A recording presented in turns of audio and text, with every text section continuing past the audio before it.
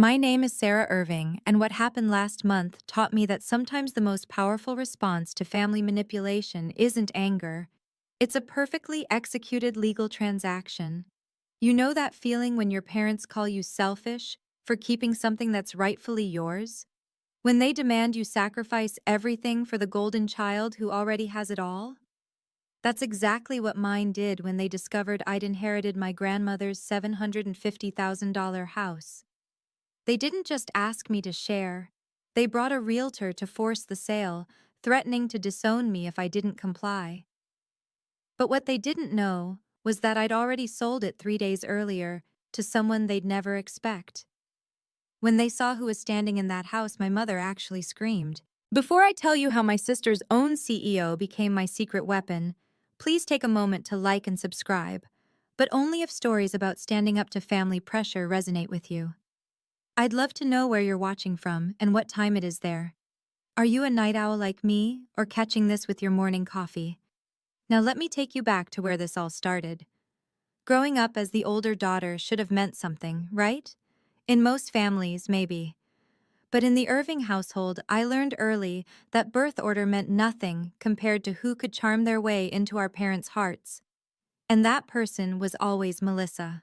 While I was taking the bus to public school at 7 in the morning, my parents drove Melissa to Preston Academy, the private school that cost more than most people's annual salary. Sarah's independent, Mom would say. She doesn't need what Melissa needs. Translation: Sarah doesn't deserve what Melissa deserves.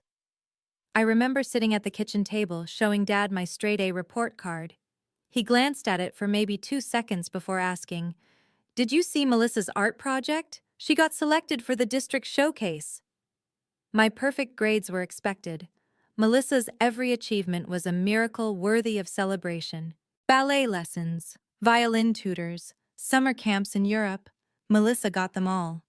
When I asked to join the school debate team, which required a $200 fee, Dad said we needed to prioritize spending. That same week, they bought Melissa a $3,000 MacBook for her creative pursuits. But there was one person who saw through it all: Grandma Eleanor. While my parents fawned over Melissa's rehearsals and recitals, Grandma would quietly slip into my room. "How's my brilliant girl?" she'd ask, genuinely interested in my robotics club projects and my part-time job at the library. "Why do they love her more, Grandma?" I asked one night when I was 16, after my parents missed my National Honor Society induction to attend Melissa's dance recital. She pulled me close, her lavender perfume wrapping around me like armor. "They don't love her more, sweetheart. They love themselves more, and Melissa reflects what they wish they were. You, my dear Sarah, reflect who they actually are: hardworking, practical, unadorned, and that terrifies them." I built my life on those words. While Melissa floated through college on our parents' dime, I worked 3 jobs to pay my way through state school. While she found herself through 6 changed majors, I graduated with honors in accounting. Boring? Maybe. Practical? Absolutely. The day I got my CPA license, Grandma was the only one who came to celebrate. My parents were in Cabo, celebrating Melissa's engagement to a man she'd known for 3 months. The engagement that would end 4 months later, naturally. You'd think after years of being overlooked, I'd get used to it. But some moments cut deeper than others, leaving scars that remind you exactly where you stand in your family's hierarchy. My 25th birthday fell on a Saturday. I'd mentioned it casually a few times, nothing pushy, just hoping for maybe a dinner together. That morning, I woke up to silence. No calls, no texts, nothing. Around noon, I saw Mom's Facebook post. "Shopping day with my baby girl, so blessed." The photo showed her and Melissa at Nordstrom, bags in hand, champagne glasses raised. It wasn't even Melissa's birthday month. When I graduated summa cum laude, my parents sent a text. "Congrats." When Melissa finally graduated, 2 years late, barely scraping by, they threw a party for 50 people and hired a photographer. The invitation called it a celebration of our shining star's journey. But Grandma Eleanor never forgot. Every achievement, every milestone, every small victory, she celebrated them all. She'd show up at my apartment with homemade lasagna when I passed my CPA exam. She framed my first business card. She even kept a folder of my college papers, telling everyone at her book club about her brilliant granddaughter, the accountant. "You're building something real, Sarah," she told me during one of our Sunday lunches. "Your parents might not see it, but I do. And someday when I'm gone, you'll have more than just my love to remember me by." I thought she meant photos or maybe her jewelry. I never imagined she meant the house. The house on Maple Street, where I'd spent every summer, every holiday my parents were too busy taking Melissa to competitions. The house where I learned to bake, to garden, to believe I was worth something. 3 bedrooms, 2 baths, a garden that bloomed year-round, and memories in every corner. When Grandma passed last year, I thought I'd lost my only real family. Then Attorney Mills called with the will reading appointment, and everything changed. But even then, sitting in that office, hearing my name called as the sole beneficiary of the house, I knew this wasn't the end of the story. Because in my family, what's mine has always been subject to committee approval, and the committee had always ruled in favor of Melissa. The real question was, would I let them do it again? The house wasn't just a building. It was $750,000 of prime real estate in one of Palo Alto's most desirable neighborhoods, 3 blocks from the tech corridor, walking distance to the Caltrain station, with a market value that had tripled in the last decade. But for me, it was the kitchen where Grandma taught me to make her famous apple pie, the back porch where we'd sit reading together in comfortable silence, the garden where she showed me that patience and care could make beautiful things grow. Every room held a memory of being seen, being valued, being loved without conditions. I'd been living in a cramped studio apartment in Redwood City, 40 minutes from work on a good day, an hour and a half when traffic decided to remind you why everyone hates the Bay Area commute. The inheritance meant I could finally have stability, a real home, a place where I didn't have to worry about rent increases or roommates who forgot to pay utilities. More importantly, it was 2 miles from the tech company where I'd just landed a senior accountant position. The same company, ironically, where Melissa had just been promoted to marketing manager. She'd been bragging about it for weeks, how she was the youngest manager in the department, how the CEO himself had approved her promotion. The house would cut my commute from 40 minutes to 5. It would save me $2,000 a month in rent. It would give me the space to finally have a home office, maybe even take on consulting clients. This wasn't just an inheritance, it was my future. But within days of the will being read, the calls started. "Sarah, honey, we need to talk about Grandma's house." Mom's voice was sweeter than it had been in years. "It's a big responsibility, sweetheart. Maybe too big for one person." Dad's concern was touching, really. If only he'd shown it sometime in the last 32 years. Then came Melissa's tears. "I'm not saying you should give it to me, but maybe we could share? Or you could sell and we could split it? I mean, you already have a place to live. A studio apartment with black mold and a landlord who considered hot water optional. But sure, I already had a place." The pressure was building, and I knew from experience it would only get worse. In the Irving family, no was just the opening negotiation. The text messages started at 6 a.m. and didn't stop until midnight. Every day, for 2 weeks straight. "Family means sharing, Sarah. Don't be selfish. Your sister is starting a new life. She needs this more than you. Grandma would be disappointed in your greed." That last one almost made me laugh. Grandma, who explicitly left the house to me and only me, would be disappointed? The woman who once told me, "Your parents would sell your shadow if Melissa needed the money?" Melissa's tears had evolved into full-blown hysteria. She'd call sobbing about how she and her new boyfriend, yes, another one, were ready to build a life together, but couldn't afford a house in this market. How it wasn't fair that I got a free house while she had to struggle, in her luxury apartment that our parents paid for. Then came the family intervention. Aunt Helen, Uncle Robert, cousins I hadn't heard from in years, all suddenly concerned about family unity and fairness. Their messages were carbon copies of each other, like Mom had sent them a script. Think about what's best for everyone, not just yourself. Melissa has always been fragile. You're the strong one. Don't let property come between family. The Thursday before the meeting at Attorney Mill's office, Dad sent the ultimatum. Either you agree to sell and split the proceeds, or you're no longer welcome in this family. Your choice. I stared at that text for an hour. No longer welcome in the family. As if I'd ever truly been welcome in the first place. That's when my phone buzzed with a different kind of message. Unknown number. Sarah, this is Marcus Chen. I heard through professional channels you might be selling a property on Maple Street. I'm very interested. Can we talk? Marcus Chen, my old study partner from college who'd gone on to build a tech empire. Marcus Chen, who was now CEO of the very company where Melissa had just been promoted. The universe, it seemed, had a sense of humor. I looked at Dad's ultimatum again, then at Marcus's message. For the first time in 2 weeks, I smiled. They wanted me to sell the house? Fine, but they never specified to whom. Hi, Marcus, I typed back. Yes, let's talk, but it needs to be confidential for now. His response was immediate. Understood. I can meet tonight. And Sarah, I remember how they treated you in college. This time, you call the shots. If you've ever been the family scapegoat, the one expected to sacrifice everything while watching the golden child get handed the world, drop a comment below. I want to hear your story. How did you finally stand up for yourself? Or are you still fighting that battle? And if this resonates with you, please hit that like button and subscribe. Your support means everything, especially to those of us who grew up being told we didn't matter. Now let me tell you about the meeting that changed everything. The day my family thought they'd corner me, but walked straight into my trap instead.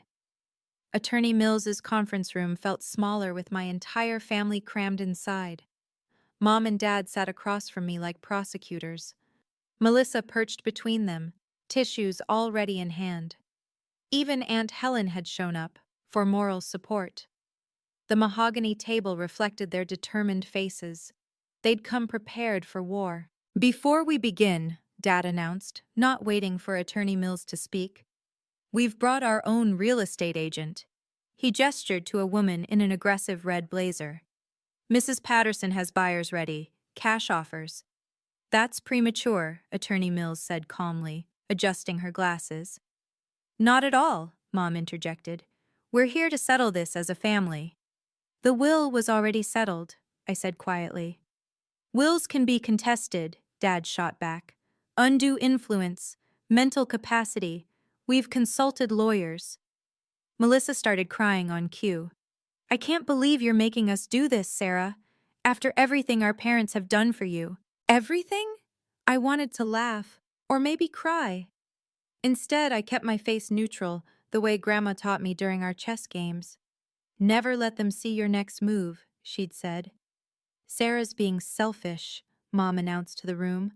One daughter hoarding property while the other struggles. I just want fairness, Melissa whimpered. Is that too much to ask? Mrs. Patterson, the realtor, slid papers across the table. If we list today, I can have it sold within a week. The market is hot. Sarah hasn't agreed to sell, Attorney Mills reminded them.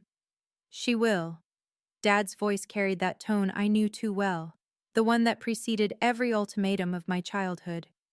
Because if she doesn't, she's out of this family. No holidays, no birthdays, no contact with future grandchildren, nothing. The room went silent. Even Aunt Helen looked uncomfortable. Mom reached over and squeezed Melissa's hand. Your sister needs this, Sarah. Her new position requires her to entertain clients. She needs a proper house, not that apartment. The apartment you pay for? I asked. That's temporary, Mom snapped. And it's none of your business. Attorney Mills cleared her throat. Perhaps we should get Sarah to sign, Dad interrupted. Today, now. I looked at each of their faces, so confident, so sure they'd won. My phone vibrated in my pocket. A text from Marcus. Contract signed, ready when you are. Actually, I said, standing up, there's something you should know. Sit down, Sarah, Dad's command voice, the one that used to make me freeze as a child. I remained standing. I need to tell you something. The only thing you need to tell us is yes, Mom said. Yes, you'll sell. Yes, you'll share with your sister. Yes, you'll stop being difficult.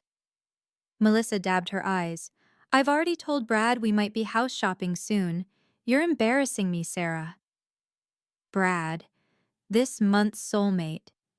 I wondered if he knew about Kevin from last month, or if that had been conveniently forgotten like all of Melissa's inconvenient truths.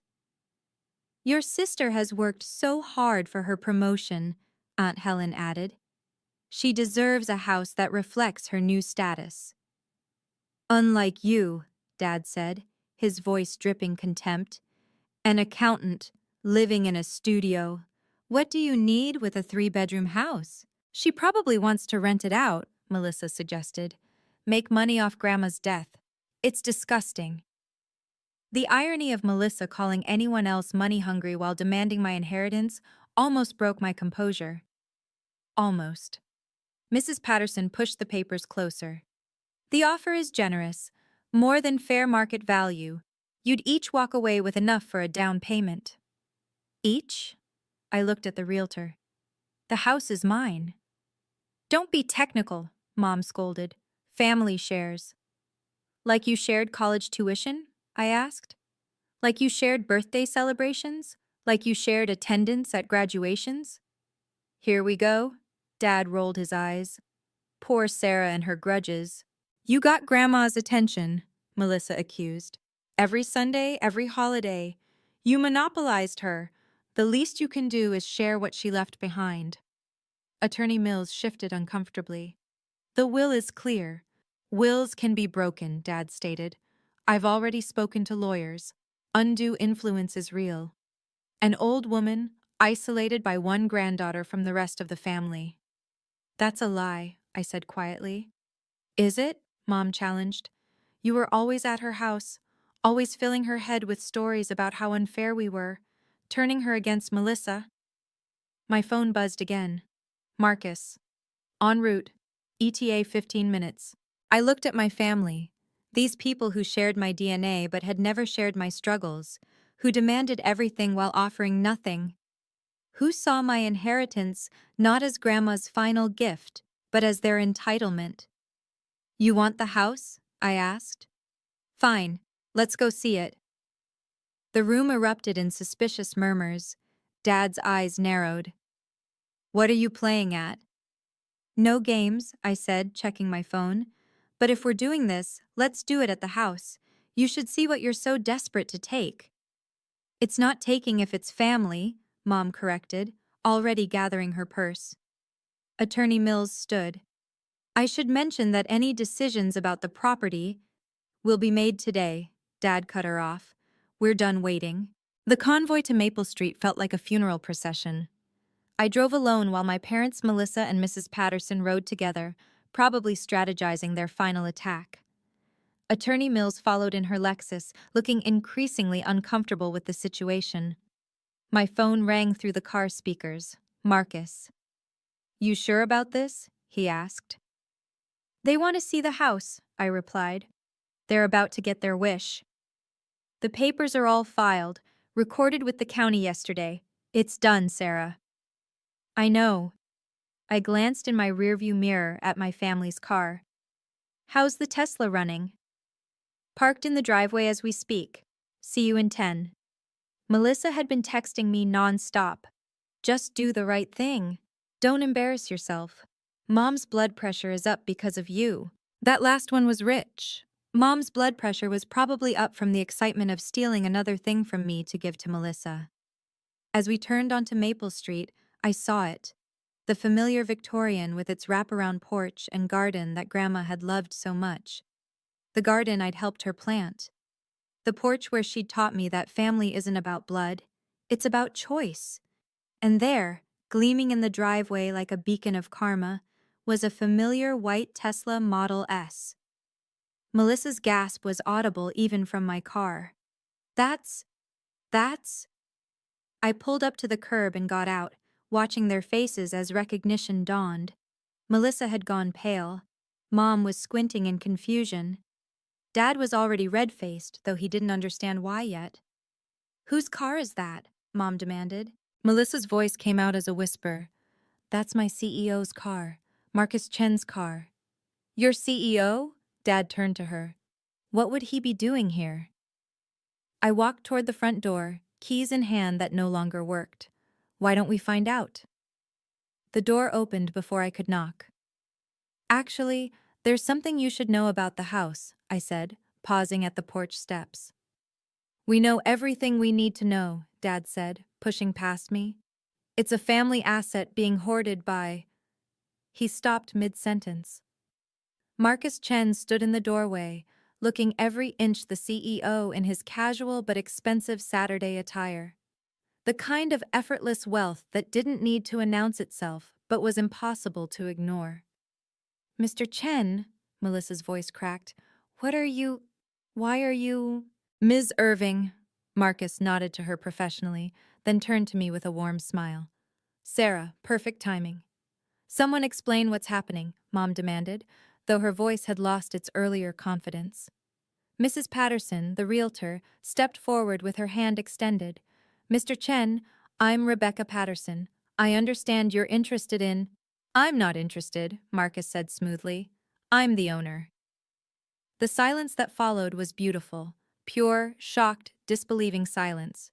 Dad found his voice first. "That's impossible. This house belongs to Sarah." "Belonged," Attorney Mills corrected, finally speaking up. "Past tense." 3 days ago," I added quietly. "The sale was finalized 3 days ago." Melissa's face cycled through emotions like a slot machine. Confusion, disbelief, anger, fear. "You sold it? You sold it to my boss?" "Technically, to his investment company," Marcus clarified. "All perfectly legal. Attorney Mills can confirm." Mills nodded. "I reviewed the documents myself. Clean sale, fair market value. Actually, above market value." "You can't do this!" Mom shrieked. "We're your family! You had no right!" "Actually, she had every right," Marcus said, his tone still professional, but with an edge. "It was her property, her decision." "But we had buyers," Mrs. Patterson protested. "Cash offers." "Bit late for that," Marcus observed. Dad's face had turned an alarming shade of purple. "This is fraud, manipulation. You took advantage of her." Marcus laughed, actually laughed. "Mr. Irving, I paid $800,000 for this property, $20,000 above asking. If anyone was taken advantage of, it was me. But I wanted this specific house, in this specific location." "Why?" Melissa whispered, and I could see her career flashing before her eyes. Marcus smiled. "We're opening a satellite office for the marketing team. Your team, actually." The way Melissa swayed, I thought she might faint. "A satellite office?" Melissa's voice was barely audible. "Here?" "The company's been looking to expand our presence in residential areas," Marcus explained, still standing in the doorway like he belonged there. Which, legally, he did. "Better work-life balance for our teams. This location is perfect." Dad stepped forward aggressively. "You manipulated my daughter. This is illegal. We'll sue." "Which daughter?" Marcus asked innocently. "Because Sarah approached me with a clean offer. I paid above market value. Everything's documented." "You knew each other before," Mom accused. "This was planned." "We were study partners in college," I said calmly.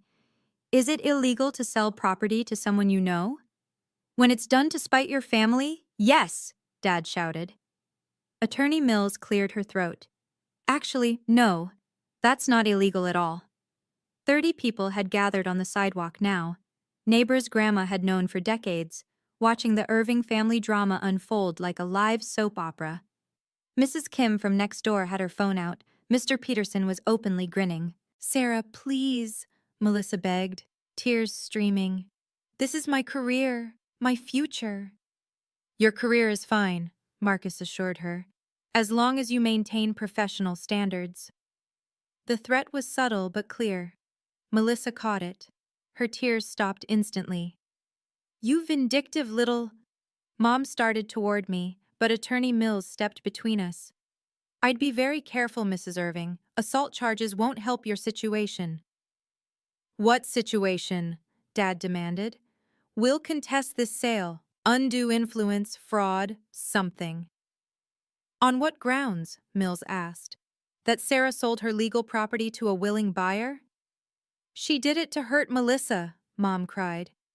I did it to secure my future, I corrected. Just like you've always secured Melissa's. Mrs. Patterson was backing toward her car. I should go.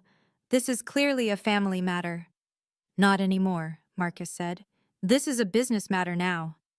You haven't heard the best part, I said, finding my voice stronger than it had ever been with them. I have a 10-year lease agreement, below market rent. I'll be living here while you, I looked at Melissa, work here. Melissa made a sound like a wounded animal. You'll be here? Every day? Every single day, I confirmed.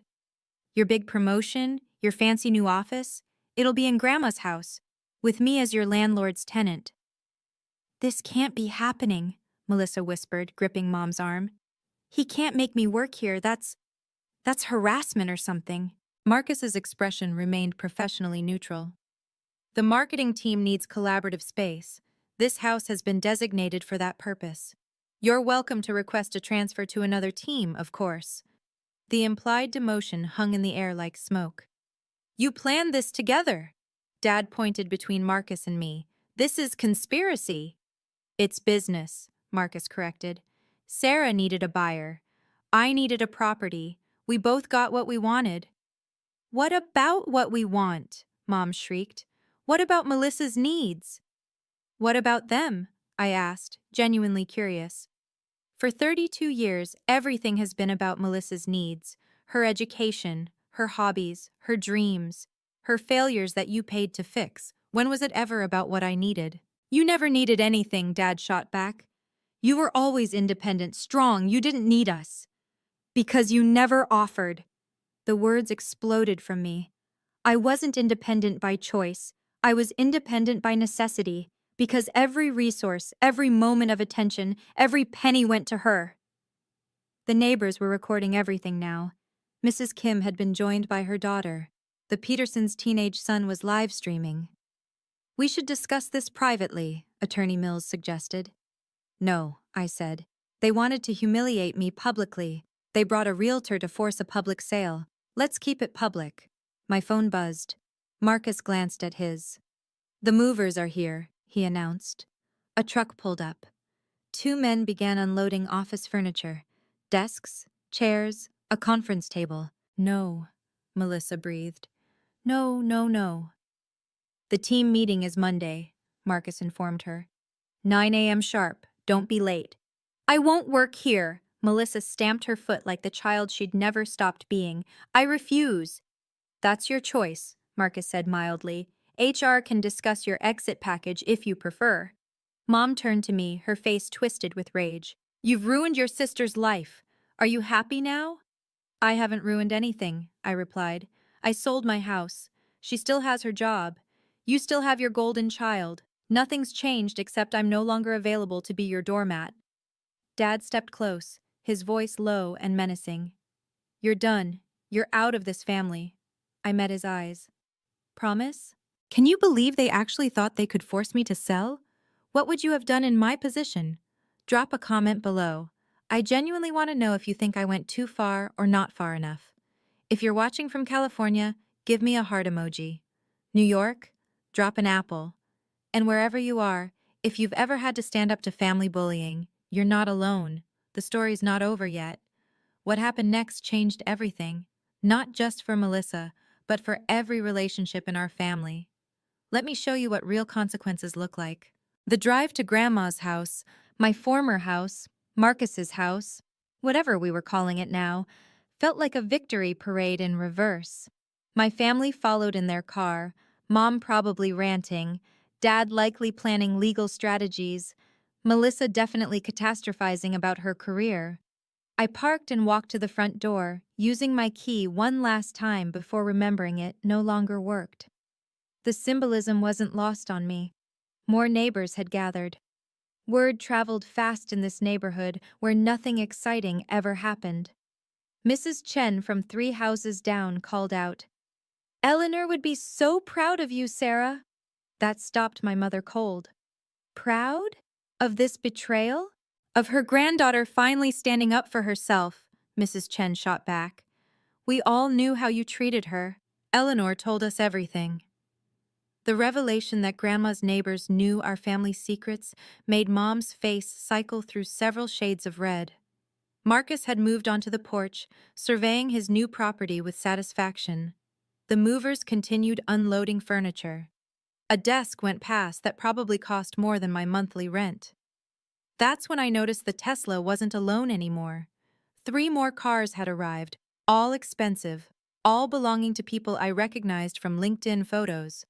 Marcus's leadership team. "What is this?" Melissa demanded, recognizing her department head getting out of a BMW. "Site inspection," Marcus explained. "We're planning the layout. Your workspace will be in the front room, Melissa, the one with the bay window."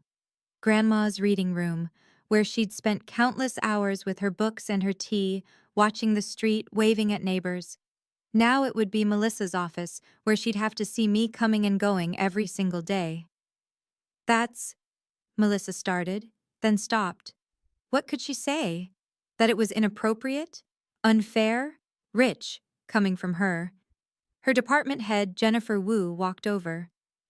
"Melissa, didn't expect to see you here. Getting a preview of the new space?" Melissa's mouth opened and closed like a fish. Yes, just looking." "Sarah," Jennifer noticed me, extending her hand. "Marcus mentioned you're our residential tenant. How wonderful that you'll be staying in your grandmother's house." "You know each other?" Mom asked suspiciously. "We met at the company holiday party," Jennifer explained. "Sarah did some consulting work for our finance department last year. Brilliant work on the tax restructuring." Another secret revealed. I'd been consulting for Marcus's company for months, building relationships, proving my worth in ways that had nothing to do with family connections. "You've been planning this," Dad said, the full realization hitting him. "This whole thing. You've been planning to humiliate us." "No," I said simply. "I've been planning to survive you." Marcus stepped forward, and the entire street seemed to hold its breath. Even the movers paused, sensing the tension. "Mr. and Mrs. Irving," he began, his CEO voice carrying across the yard. "Let me be crystal clear about what's happened here. 3 days ago, Sarah Irving sold me this property for $800,000. The sale is complete, filed with the county, and irreversible." "You took advantage," Dad started. "I took advantage of a fair market opportunity," Marcus cut him off. "Sarah needed a buyer who would respect her attachment to this property. I needed a location for our satellite office. We both won." "And Melissa?" Mom's voice cracked. "What about our daughter?" "Which one?" Marcus asked pointedly. "Because from what I've observed, you only seem concerned about one of them." Melissa stepped forward, mascara running. "Mr. Chen, please, this is my family, my sister. Can't we work something out?" "We have," he said. "You'll report here Monday for team meetings. Sarah will be residing upstairs per our lease agreement. You'll maintain professional boundaries. Any harassment of our tenant will result in immediate termination." "Harassment?" Melissa gasped. "She's my sister." "Who you tried to force out of her inheritance," Jennifer Wu added, clearly having been briefed. "That ends now." The neighbors were eating this up. Mr. Peterson actually had popcorn. Where did he even get popcorn? "This is extortion," Dad sputtered. Attorney Mills, who'd been silent, finally spoke. "Actually, it's consequences. Something your family seems unfamiliar with." "Janet!" Mom gasped. "You're supposed to be neutral." "I am neutral," Mills replied. "I'm also honest. Your mother, Mrs. Irving, specifically excluded you from any decision-making about this property. She told me, and I quote, 'Linda and Robert will try to take this from Sarah. Don't let them.'" The silence was deafening. "Grandma said that?" I asked, my voice small. Mills nodded. "She knew exactly what she was doing. She also knew Sarah would need protection from family pressure. That's why she insisted on the specific language in the will. No sharing clauses, no family override provisions. Just Sarah. She turned our mother against us, Mom accused. No, Mrs. Kim called out. Eleanor saw who you really were. We all did. The way you'd parade Melissa around while Sarah walked behind. The birthday parties you threw for one daughter while forgetting the other existed. That's private family business, Dad roared. Not when you're screaming on my new lawn, Marcus observed. Which, by the way, you're trespassing on. Unless Sarah invites you in, you need to leave. Everyone turned to look at me. My family, the neighbors, Marcus, his team, waiting for my decision. The sale is legal, Attorney Mills continued, pulling documents from her briefcase. Here's the deed transfer, filed with Santa Clara County 3 days ago. The title search, clean. The purchase agreement, signed and notarized. Every single document is in order. She spread them on the hood of her Lexus like evidence in a court case. Sarah had full legal right to sell, Mills continued. No liens, no encumbrances, no other claims. Your threats of contesting the will? Empty.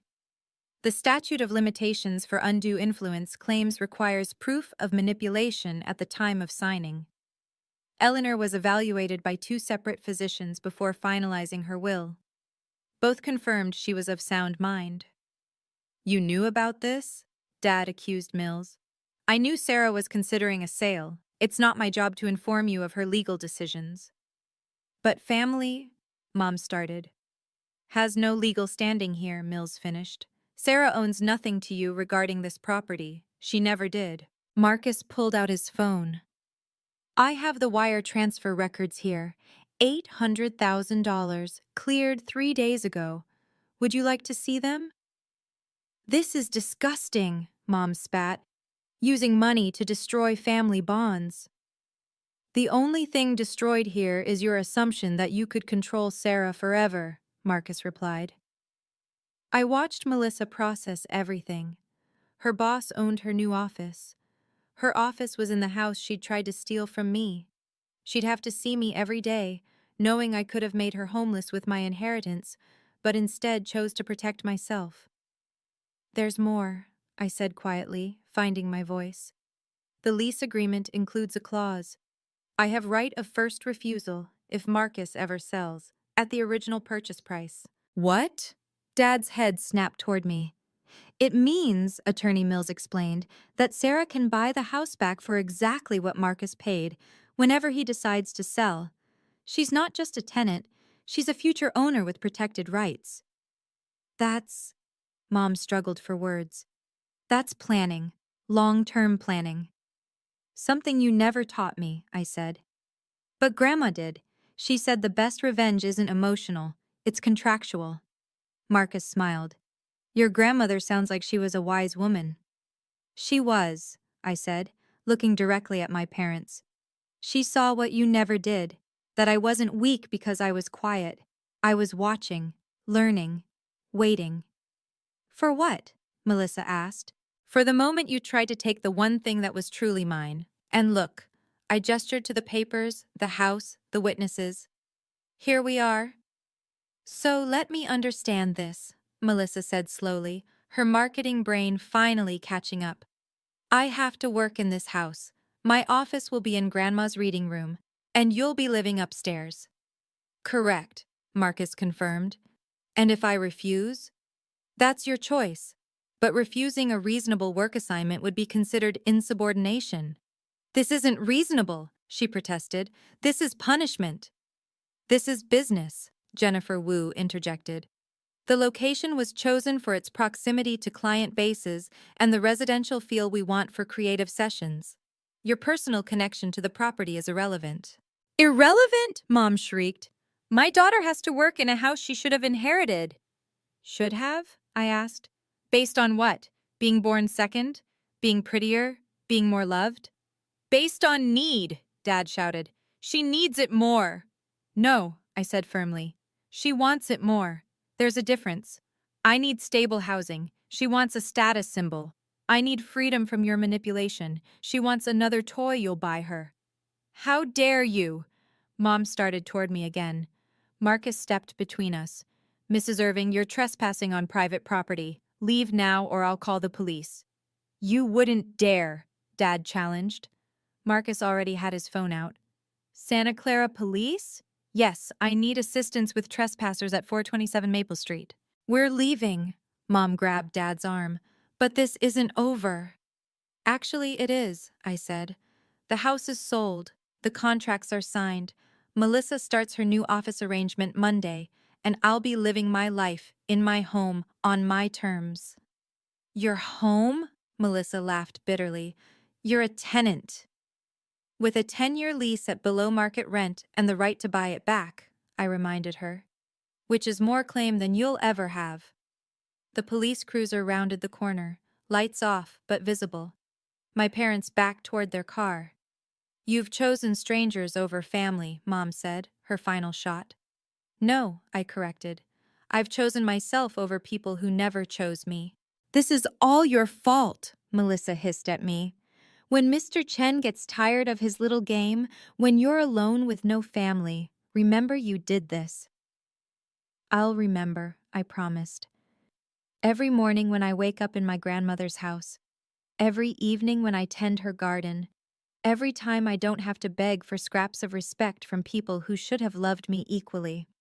They left then, Mom crying dramatically, Dad red-faced and muttering about lawyers, Melissa silent and shell-shocked. The aftermath was swift and brutal. Within an hour, Mom had posted on Facebook, "Heartbroken. When money matters more than mother's love, some daughters are just born cruel." Aunt Helen called me 15 minutes later. "Sarah, what really happened? Your mom's saying you sold the house to spite them." "I sold my house to someone who offered above market value," I said simply. "The fact that he happens to be Melissa's CEO is just coincidence." Helen laughed. Actually, laughed. "Coincidence my ass. Good for you, kid. Your grandma would be cackling." The family group chat exploded, cousins picking sides, uncles threatening legal action they couldn't afford, aunts clutching pearls they didn't own. But the best part? The neighbors group chat that Mrs. Kim added me to. Finally, someone stood up to those horrible people. Eleanor always said Sarah was the smart one. "Did you see Robert's face? Priceless. Linda's been telling everyone for years how successful Melissa is. Bet she won't mention her new office location." Monday morning arrived like Christmas. I woke up in my grandmother's bed, in my grandmother's house, and made coffee in my grandmother's kitchen. At 8:45 a.m., cars started arriving. Melissa's car pulled up at 8:58. She sat in it for 5 full minutes, probably giving herself a pep talk. When she finally got out, she looked up at my window. I waved. The look on her face was worth every family dinner I'd ever suffered through. Jennifer Wu ran the meeting in what used to be Grandma's reading room. I could hear bits of it through the old vents. Something about innovative workspace solutions and residential integration. Corporate speak for your sister owns you now. At lunch, Melissa knocked on my door. "Can we talk?" I let her in. She looked around the apartment I'd created upstairs. My books, my plants, my life. "This isn't fair," she said quietly. "What isn't?" "You living here, me working here. It's psychological torture." "It's consequences," I corrected. "You tried to take my inheritance. Now you work in it." "I'm your sister." "Yes," I agreed. "And that should have meant something to you before you tried to rob me." She left without another word. That evening Marcus called. "How was day 1? "Educational," I said. "For everyone." "No regrets?" I looked around Grandma's kitchen, at her china still in the cabinets, her apron still on its hook. Not a single one. 3 months later, the new normal had settled in like sediment in still water. Melissa arrived every morning at exactly 9 a.m., never earlier, never later. She'd park in the designated employee section Marcus had marked out, gather her things with robotic precision, and walk past my door without ever looking up. The house had transformed. Downstairs was all business, sleek computers, whiteboards, the constant hum of productivity. Upstairs remained Grandma's sanctuary, my sanctuary, untouched by corporate ambition. Your parents called again, Marcus told me during one of our monthly check-ins.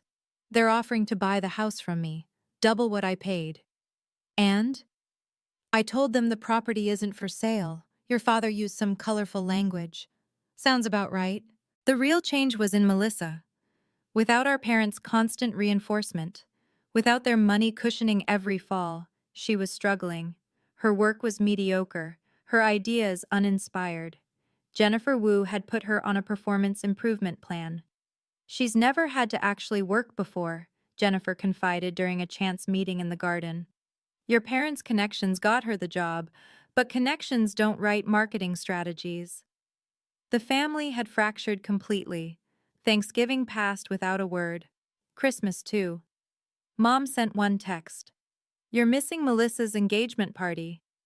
Brad apparently had proposed. Or maybe it was Blake. I'd stopped keeping track. But here's what I gained. Peace. Mornings with coffee in Grandma's garden. Evenings with books in her reading chair. After business hours, of course. Weekends tending the roses she'd planted. The ones that bloomed despite neglect. Despite harsh weather. Despite everything. You know what Grandma told me once? I said to Marcus during a property walkthrough. She said the Irving family was like a garden where only one type of flower was allowed to bloom. Everything else got cut down or pulled out. And now? Now I'm growing wild. The financial security helped too. Between my accounting job, consulting work, and the money I saved on rent, I'd accumulated more savings in 3 months than in the previous 3 years. Meanwhile, Melissa was learning what life looked like without parental subsidies. Her luxury apartment was gone. The designer clothes, the expensive car, all downsized. "It's not fair," she'd complained to a coworker, not knowing I could hear through the vents. "She got everything." "Didn't she inherit it?" the coworker asked. "That's not the point." But it was exactly the point. I'd inherited what was mine, and for the first time in my life, I'd kept it. 6 months after the sale, I found myself in Grandma's garden at sunset, planting the last of the spring bulbs. The corporate buzz downstairs had ended hours ago. The house was mine again, filled with the kind of quiet Grandma used to say was good for the soul. My phone rang. "Mom, your sister lost her job today," she said without preamble. "I'm sorry to hear that," I said, and meant it. Despite everything, I took no pleasure in Melissa's failures. "This is your fault. The stress of working in that house, seeing you every day, it destroyed her performance." Her performance was her responsibility. Family helps family, Sarah. Family respects family, Mom. You taught me that. Just not the way you intended. She hung up. Marcus called an hour later. "Melissa's termination was performance-based. Nothing to do with the property situation. I wanted you to hear that from me." "I know," I said. "I've heard her work calls through the vents. She was coasting on charm in a job that required substance." "You could have helped her," he suggested gently. "I could have," I agreed. But she never asked. She demanded, manipulated, cried, and threatened, but she never once just asked. That night, I found a box in Grandma's closet I'd missed before. Inside were letters, dozens of them, all addressed to me but never sent. I opened one at random. "My dearest Sarah, I watch them dim your light and it breaks my heart. But I see the fire in you they're trying to extinguish. It's not gone, just hidden. One day, you'll have the chance to let it burn bright. When that day comes, don't hesitate. Don't feel guilty. Take what's yours and build the life you deserve. All my love, Grandma." The date was 3 years ago. She'd been planning this even then. The house was quiet now without the daily office chaos. Marcus had moved the marketing team to a proper commercial space after Melissa's departure. He'd only needed the house for 6 months to make his point. But my lease remained ironclad. 10 years of security at a rate that would let me save, invest, build. "You won," Melissa had texted me that morning. "Happy?" "I'm free," I'd responded. "There's a difference." The garden bloomed around me as spring arrived in full force. Every plant Grandma had loved, every flower she'd tended, came back stronger than ever. The neighbors stopped by regularly now, sharing stories of Grandma I'd never heard, treating me like I belonged here. Because I did. Your parents are selling their house, Mrs. Kim mentioned over tea. Moving to Arizona, said something about starting fresh where no one knows their business. Running away. It's what they did best when reality didn't match their narrative. But I wasn't running anymore. I was planted here, in Grandma's house, in her garden, in the life she'd made possible for me. Not out of spite or revenge, but out of love. Self-love. The kind Grandma had tried to teach me. The kind my parents had tried to beat out of me. The kind that bloomed anyway. Family isn't who you're born to, Grandma had written in another letter. It's who stands by you when standing by you costs them something. By that definition, I'd lost nothing and gained everything. Thank you for listening to my story. I know it was long, but family drama always is, isn't it? If you've ever had to choose between keeping the peace and keeping your self-respect, I'd love to hear about it in the comments. What boundaries did you have to set? What did it cost you? What did you gain? And if you think I did the right thing, hit that like button. If you think I went too far, tell me why. I genuinely want to understand different perspectives. Subscribe if you want more stories about standing up to family manipulation with strategy, not screaming. Until next time, remember, the best revenge is a legally binding contract.